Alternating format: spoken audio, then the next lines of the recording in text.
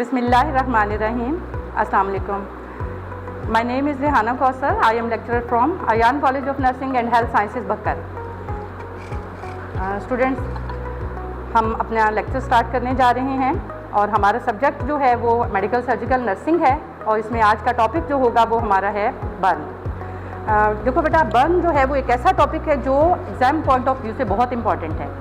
इसमें एग्ज़ाम्स में बहुत सारे MCQs और जो है शॉर्ट क्वेश्चन वो बनते हैं। आपने इसको बहुत ध्यान से स्टडी करना है ताकि आपको एग्ज़ाम में आपको कोई प्रॉब्लम ना हो। तो सबसे पहले हम जो डिस्कस करेंगे बर्न को, सबसे पहले हम इंट्रो देंगे आपको कि क्या होता है बर्न, होता क्या है। बेसिकली बर्न जो है वो एक इंजरी है, ठीक है। जैसे ही बर्न होता है तो इंजरी होती है, ठीक है। और ये मुख्तलिफ़ चीज़ों से काज होता है, वजह बनती है मुख्तलिफ़ चीज़ें, जैसा कि इलेक्ट्रिक बर्न होता है, थर्मल बर्न होता है, रेडिएशन से बर्न हो जाता है और कोल्ड बर्न होता है, जैसे आइस वगैरह से हो जाता है। तो ये चीज़ें होती हैं। तो इसमें डेफिनेशन में हम पढ़ेंगे कि burn is a type of injury to skin caused by heat, cold, electrical, chemical, friction, radiation, ये चीज़ें हैं जो बर्न काज करती हैं, ठीक है।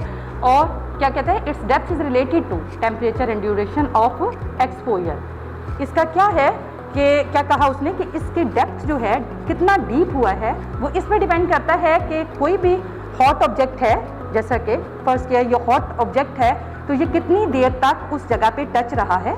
ज़्यादा देर तक रहेगा, ज़्यादा बर्न होगा, डीप बर्न होगा, ठीक है ना। और कम टाइम टच होगा तो कम होगा, ठीक है। उसकी सिवियरिटी जो है वो कम होगी, जो डीपनेस है उसकी वो कम होगी। नेक्स्ट कहते हैं इसमें कुछ चीज़ें हैं, आपको अपनी बॉडी टेम्परेचर के हवाले से बताया हुआ है कि कितना हमारा बॉडी है टेम्परेचर को टॉलरेट कर सकती है। तो 42 से 44 डिग्री तक अगर टेम्परेचर होता है, डिग्री सेंटीग्रेड तक अगर टेम्परेचर होता है तो हमारी बॉडी जो है वो टॉलरेट कर लेती है। उसमें अगर थोड़ा बहुत बर्न होता भी है तो इजीली वो रिकवर हो जाता है। मोर देन जो 45 है उससे अगर ज़्यादा होता है, मोर देन 45 डिग्री टेम्परेचर है, उससे ज़्यादा से काज होता है बर्न, तो क्या होता है, प्रॉब्लम होती है सेल्स को रिपेयर होने में, ठीक है। तो इसमें कहा उसने human skin can tolerate temperature up to 42 to 44 degree centigrade, below 45 degree centigrade resulting changes are reversible, कि अगर बर्न होता है तो वो रिवर्सिबल है, जल्दी ठीक हो जाता है। लेकिन कहते हैं कि मोर देन 45 डिग्री सेंटीग्रेड अगर बर्न है तो प्रोटीन डैमेज हो जाती है, ज़्यादा प्रोटीन डैमेज हो जाती है और जो सेल हैं, टिश्यूज़ हैं, उनको रिपेयर होने में टाइम लगता है।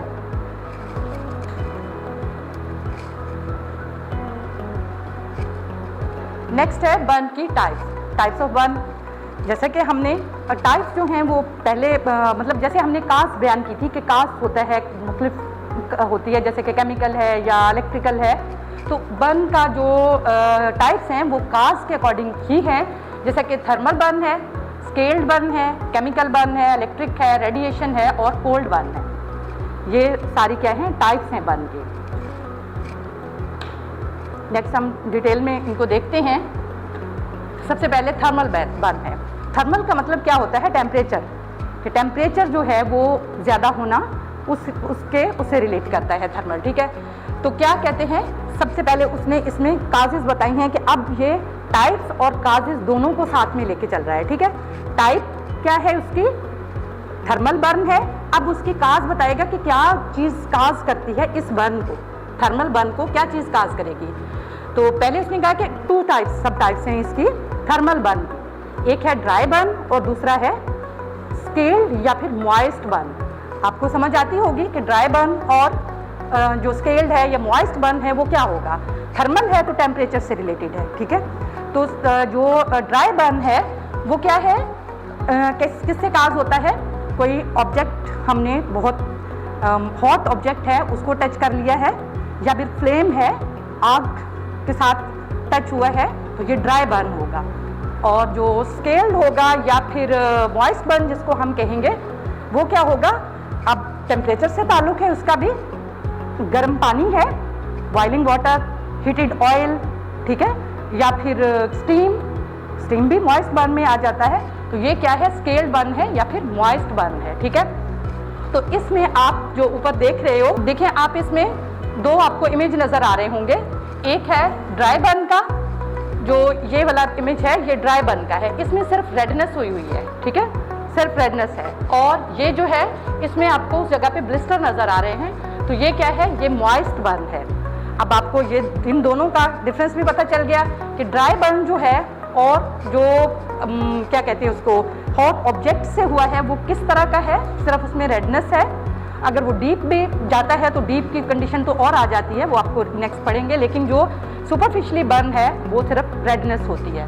और जो मॉइस्ट बर्न है इसमें जो स्टीम से या फिर बॉइलिंग वाटर से बर्न हो रहा है वो क्या है, वो ब्लिस्टर भी बने हुए हैं उसमें। नेक्स्ट है केमिकल बर्न। केमिकल, आप लोगों को पता है कि केमिकल क्या होते हैं, एसिड, बेस, स्ट्रॉन्ग एसिड है, बेस है, या फिर हम लोग जो घरों में डिटर्जेंट यूज़ करते हैं वो भी एक तरह का, उसमें भी केमिकल्स होते हैं। अगर वो भी ज़्यादा देर हम हाथों पे लगा के रखें, जैसे ब्लीच वगैरह होती है, तो क्या होगा, ज़्यादा देर क्या, ब्लीच तो वैसे भी बर्न कर देती है। तो इस एसिड का पता है आप लोगों को, एसिड, बेस, स्ट्रॉन्ग एसिड है, स्ट्रॉन्ग बेस है, तो दोनों चीज़ें जो हैं वो बर्न काज कर सकती हैं, ठीक है। और इस टाइप का बर्न जो कहता है कि ये बर्न जो होता है ये डीप होता है, और जब तक हम उस एसिड को हम रिमूव नहीं करते वो अंदर अंदर करता रहता है, बर्न जो है वो करता रहता है, हमारी ब्लड वेसल्स को बर्न करता है और डीप बर्न होता जाता है। हमें उसको, केमिकल को, उसको जो है वो रिमूव करना पड़ता है। वो नेक्स्ट आपको और ज़्यादा जब हम उसकी क्लासिफिकेशन पढ़ेंगे तो हम उसमें ज़्यादा डीप जाएंगे कि क्या इस तरह का कैसा बर्न होता है। यहाँ पे सिर्फ यही है कि ये एसिड है और उससे अगर वो गिरता है, जैसा कि ब्लीच ले लें या एसिड कोई भी तेजाब ले लें, कुछ भी, तो यहाँ पे क्या है, ये बर्न हो जाता है। नेक्स्ट कहते हैं इलेक्ट्रिकल बर्न। इलेक्ट्रिकल बर्न, आप लोगों को पता है कि इलेक्ट्रिसिटी, बिजली से होने वाला बर्न है, और ये बर्न जो है ये भी खतरनाक बर्न होता है। और इसमें क्या है, कहता है कि ये किससे हो सकता है, शॉर्ट सर्किट से, ठीक है। जैसे आप वो इमेज में देखें कि वायर पकड़ी हुई है और उसमें से जो है वो क्या स्पार्क कर रही है वायर जो है, तो उससे बर्न हो गया हैंड। तो वो इस तरह का जो है वो इमेज जो नीचे देख रहे हो आप, वो शॉर्ट सर्किट का या फिर इलेक्ट्रिकल बर्न जो है वो है, ठीक है। अच्छा, एक बात इसमें बताने की है आप लोगों को इलेक्ट्रिकल बर्न में कि अगर वैसे मतलब देखें कि जो सुपरफिशियली इंजरी नहीं भी होती, लेकिन अगर करंट लगता है तो उसे इंटरनल चीज़ें जो है वो डैमेज होती हैं, ठीक है। तो इसलिए उसने यही कहा है कि ये काज क्या होता है, इलेक्ट्रिक करंट या फिर शॉर्ट सर्किट से काज होता है। It occurs with faulty electric wiring. अगर फॉल्टी होगी मतलब खराब वायरिंग होगी तो होगा। It might not be visible but can cause critical internal injury. कहता है अगर विजिबल कोई इंजरी हमें नहीं भी विजिबल नहीं है, इंजरी हमें कोई नज़र नहीं भी आती, लेकिन अगर करंट लगता है तो इंटरनली डैमेज करता है। नेक्स्ट कहता है रेडिएशन। रेडिएशन बर्न कौन सा होता है, जो रेस से, जैसे सन रेस हैं या एक्स रेस हैं, यानी एक्स रेस की जो रेस होती हैं उनसे, या फिर जो सन है, सन की रेस जो बहुत ज़्यादा गर्मी होती है, बहुत ज़्यादा धूप होती है, तो जो रेस सन रेस आती हैं तो वो अगर कोई भी पर्सन है वो ज़्यादा बाहर रहेगा, सन के नीचे बाहर यानी आम खुली जगह पे, तो क्या होगा, उसको सनबर्न हो जाता है। तो यहाँ पे आप देख सकते हो ये जो है, ये जो, और वो करता क्या है, वो सिर्फ सुपरफिशियली जो है बर्न होता है, जो सन से होता है या फिर एक्सरे से होता है, वो सुपरफिशियली बर्न होता है। एक्सरेज की रेजेस भी जो होती हैं, रेस होती हैं, वो भी बर्न कर देती हैं। वैसे नहीं पता चलता, लेकिन वो बर्न करती हैं एक्सरेज की। अगर ज़्यादा उनका एक्सपोजर होता रहे, एक्सपोजर बार बार हो, तो फिर क्या है, बर्न जो है वो कर देती हैं स्किन को, और ज़्यादातर वो सुपरफिशियली लेयर जो है उसी को ही बर्न करते हैं। तो ये कहते हैं कि कौन सी रेस हैं, यूवी रेस हैं, अल्ट्रावायलेट रेज और X rays. It occurs due to exposure to radiation. जो रेडिएशन बर्न है किससे होता है, अगर रेडिएशन से एक्सपोजर होता है तो। Most common type of radiation burn is sunburn है, ज़्यादातर जो है वो सनबर्न ही है।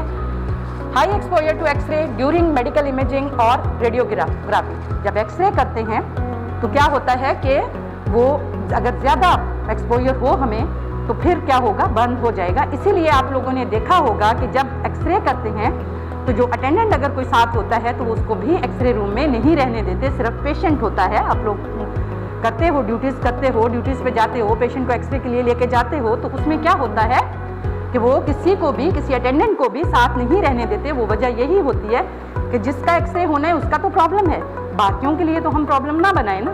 तो इसलिए क्योंकि इससे बर्न होते हैं और वैसे भी इंटरनली डैमेज हो जाती हैं चीज़ें, ठीक है। नेक्स्ट कहते हैं कोल्ड बर्न। कोल्ड बर्न क्या होता है, ये तो सबको पता होगा कोल्ड बर्न क्या होता है। कभी बर्फ हाथ में पकड़ी होगी, आइस हाथ में पकड़ो, थोड़ी ज़्यादा देर पकड़ के रखो तो कितना रेड हो जाता है, और ऐसे ही होता है कि जैसे जल गया है और ब्लिस्टर तक बन जाते हैं उसमें, अगर हम ज़्यादा कांटेक्ट में रखेंगे उसको तो, ठीक है। तो ये क्या है, cold burn cause when skin come into direct contact with ice. तो ये आप देख सकते हैं, ये रेडनेस जो हुई है ये किससे है, ये कोल्ड बर्न से है। और ऊपर आप उस इमेज में देख सकते हो कि क्या है, बर्फ जो है, आइस जो है वो पकड़ी हुई है हाथों में।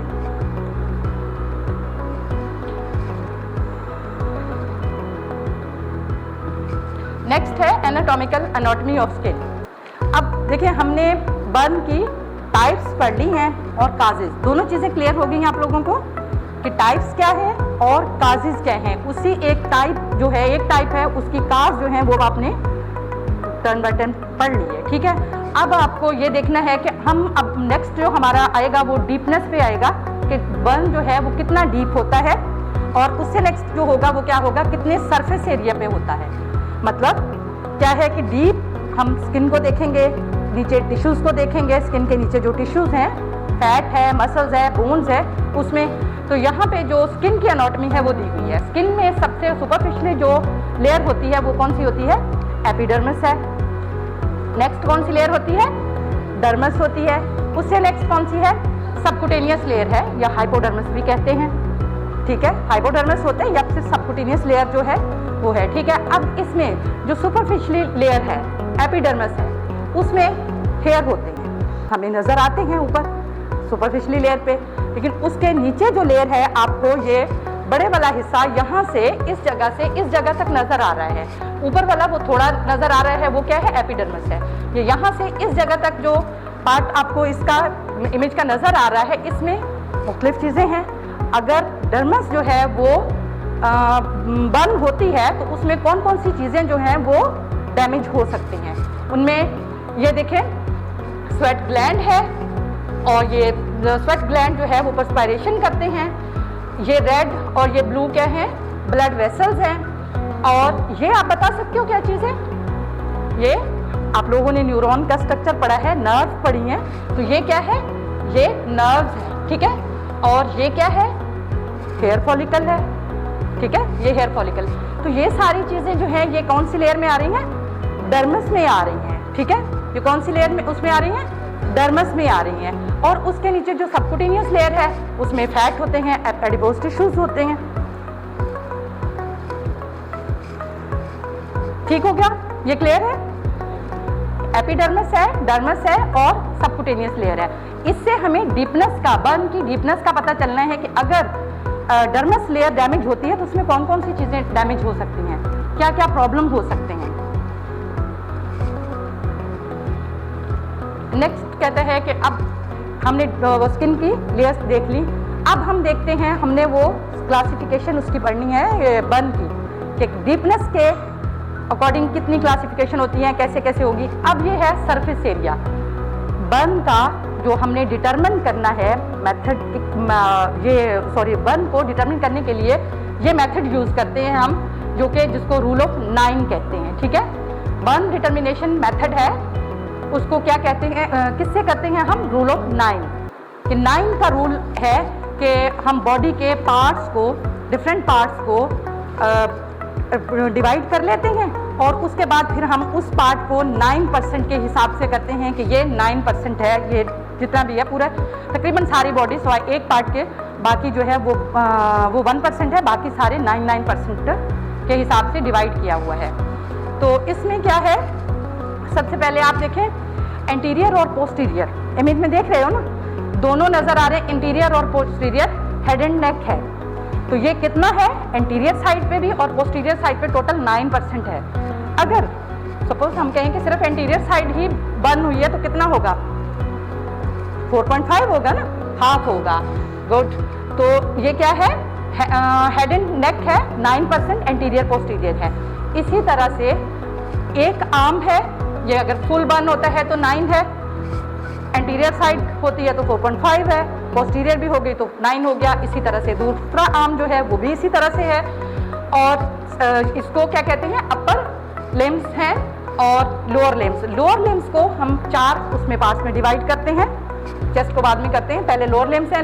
लोअर लिम्स को हम अपर पार्ट और लोअर पार्ट एक लिम्ब का, ठीक है। अपर पार्ट जो है वो 9% है और लोअर पार्ट भी 9% है, ये भी इसी तरह से होगा। तो ये टोटल एक जो है वो 18 है, तो दोनों एक जो है वो 18 है, तो दो क्या होंगे, दोनों लिम्स 36 हो जाएंगे। या फिर यहाँ पे लोअर लिम्ब उसने यहाँ पे 18 है, एक ये वाला है, एंटीरियर साइड उसने कहा है, और इसी तरह से पोस्टीरियर साइड भी 18 है, तो वो भी 36 हो जाएगा। जिस तरह से भी हम उसको करना चाहें हम कर सकते हैं। तो अब चेस्ट है, तो चेस्ट में क्या है, इसको ट्रंक कहते हैं। टोटल 36 उसने बताया कि 36 है। अब हमने डिवाइड करना है, इसको कैसे करेंगे। सबसे पहले जो एंटीरियर है उसको हम टोटल 18 कहते हैं। 18 में अपर पार्ट जो है थोरेसिक कैविटी है वो 9 है, और एब्डोमिनल कैविटी वो 9 है। इसी तरह से बैक साइड पे, पोस्टीरियर साइड पे भी इसी तरह से अपर पार्ट जो है वो 9 है और लोअर पार्ट भी 9 है। तो 9 9 18 और 18 36% हो गया, ठीक है। तो रहा एक सिर्फ प्रीनियम एरिया बचा है जो कि 1% है। और हम जब करते हैं बर्न को, हमने पेशेंट है हमारे पास आया तो हमने उसको परसेंटेज उसकी करनी है। अब देखिए हमने तो ये कहा कि पूरा बाजू जो है अगर उसका अपर लिम्ब जो है वो होता है तो हम क्या कहते हैं उसको करते हैं 9% कहते हैं। लेकिन अगर उसका ये हाथ है एक यहाँ तक, उसका ये इतना है, तो हम कैसे करेंगे उसको। तो उसका एक वो तरीका है, पामर है बोलते हैं, पाम मेथड है। पाम मेथड का मतलब ये है कि ये पूरा जो है जितना हाथ जितनी जगह है वो उसको 1%, ठीक है। अगर हम देखो ये एक हाथ, दूसरा हाथ यहाँ तक आ गया, हाथ यहाँ पे 2.5 आ गया ना, 2.25 आ गया, और फिर उसी तरह से आगे किया तो 2.25 वो हो गया, तो 4.5 सामने वाला हिस्सा हो गया। इसी तरह से ये बैक पे भी इसी तरह से कर लिया तो टोटल 9 बन जाता है। समझ आ गई इस बात की कि एक हाथ का जो हिस्सा जितना होता है ये क्या है 1% होता है। तो इसी तरह से ये टोटल मिलके कितने बन जाते हैं 100% जो है। अगर सारे का सारा बर्न हो गया तो 100% बन जाता है। तो इसलिए क्या है टोटल बर्न सरफेस एरिया को अगर हम डिटरमिन करना है हमने बर्न को, तो हम ये मेथड यूज करते हैं। तो क्या उसने कहा the rule of 9 is a quick way to calculate the extent of burn, कि बर्न जो है वो कितना एरिया जो है वो बर्न हुआ है, ठीक है। उसके बाद कहता है based on this rule the body is divided into anatomical section each of which represent 9% total burn surface area, कि 9% जो है ईच पार्ट जो है वो 9% है। नेक्स्ट अच्छा नेक्स्ट भी वही उसी का ही है, रूल ऑफ 9 का ही बताया हुआ है, लेकिन उसने उसमें सारे मल्टीप्लाई करके बताए हैं। आप देख सकते हो कि हेड एंड नेक है, सॉरी हेड एंड फेस है या हेड एंड नेक है 9 है, 9% एंटीरियर पोस्टीरियर हमने देखा। उसके बाद अपर एक्सट्रीमिटीज 2 हैं तो 9 9 थी, तो 9 को 2 से मल्टीप्लाई किया 18 आ गया। लोअर एक्सट्रीमिटी अपर और लोअर पार्ट था, एक का 18 बनता था और 2 से मल्टीप्लाई किया तो 36 आ गया। इसी तरह के बैक एंड चेस्ट भी इसी तरह से है 36, और जेनिटल एरिया या प्रीनियम एरिया जो है वो क्या है 1% है। तो ये टोटल कितना बन गया 100% बन गया। अच्छा तो स्टूडेंट आज का लेक्चर हम इसी पे ख़त्म करते हैं, ज़्यादा लंबा हो जाएगा फिर आप लोगों को भी थोड़ा करने में मुश्किल होगी। तो इसलिए कल जो है हम स्टार्ट करेंगे नेक्स्ट क्लासिफिकेशन, ठीक है। हमने दोनों चीज़ें पढ़ ली हैं, स्किन की लेयर्स का भी हमने स्टडी कर ली है कि किस तरह से है, कितनी डीप है, जाएगा बर्न तो क्या होगा, और हमने बर्न सरफेस एरिया भी कर लिया है, डिस्कस कर लिया कि कितना बर्न होगा। तो हम उसको स्फीयर कह सकते हैं, हम उसको लार्ज बर्न कह सकते हैं, स्मॉल बर्न कह सकते हैं, ठीक है, कितने सरफेस एरिया पे होगा। तो ये कल हम नेक्स्ट उस लेक्चर में करेंगे, ठीक है। तो इंशाल्लाह कल टाइम पे लेक्चर होगा।